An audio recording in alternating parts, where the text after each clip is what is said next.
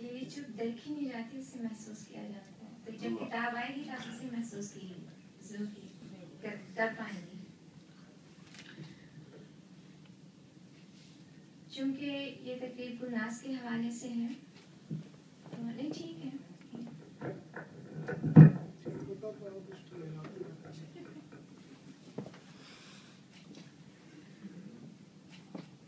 सबसे पहले तो गुलनास को मैं उनकी किताब के अशार पर बहुत गहरी मुबारकबाद देना चाहूँगी।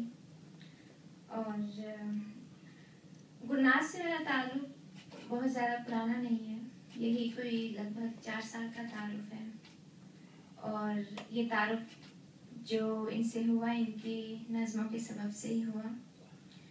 इन 4 साल के अरसे में जब भी इनकी शायरी पढ़ने का मौका मिला तो इनकी नज़मों की कर्ब भरी कैफियत मुझे अपनी आंखों में धड़कती महसूस हुई।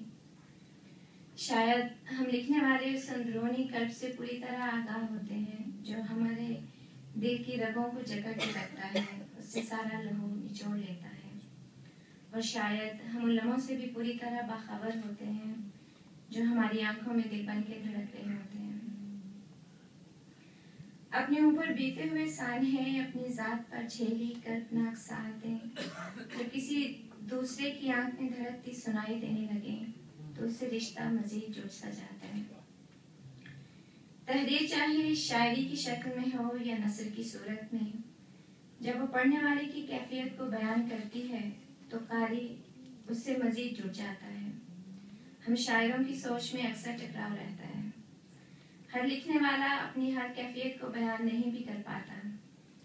बाज़ औक़ात तो कैफियत उलझती रहती है लेकिन अंदर का कर्ब बाहर नहीं निकल पाता।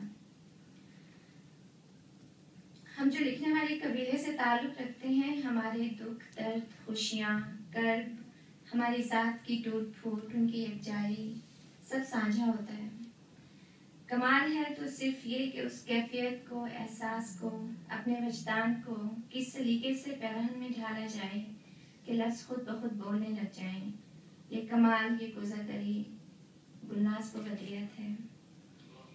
इनकी शायरी पढ़कर जहाँ मुझे इन पे रश्क आता है, वहीं पर सच कहूँ तो मुझे हल्का सा हसद भी होता है, इसलिए कि बहुत दफ़ा ऐसा होता है कि जिस ख्याल को नज़्म करने के लिए मैं मचल रही होती हूँ, वो ख्याल पूरी नज़्म के साथ गुलनास के हाथ सांस ले रहा होता है।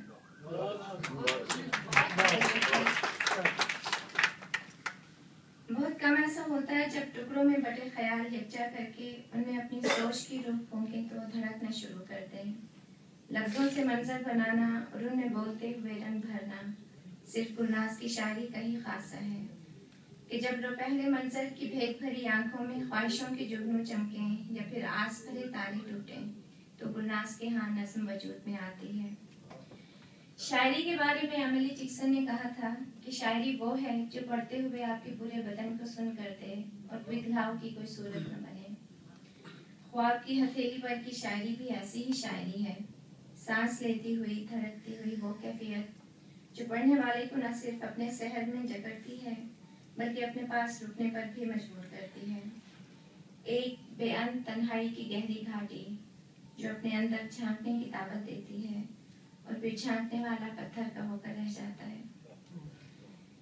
ये दिल के पाताल में बनी तारीख कोठड़ी में जिए हुए उन लम्हों की दास्तां है जिसे पढ़कर या सुनकर यूँ महसूस होता है जैसे हर नज़्म एक वारदात की मानिंद उतरी है और फिर वारदात के बाद की कैफियत इस खुश ख्याली से नज़्म बुनती है कि अंदरूनी कर्ब सारे का सारा वजूद के आईने में बोलता नजर आता है। और जब ऐसा होता है तो इकरार और इनकार की कुछ खास सातें जिंदा हो जाती हैं।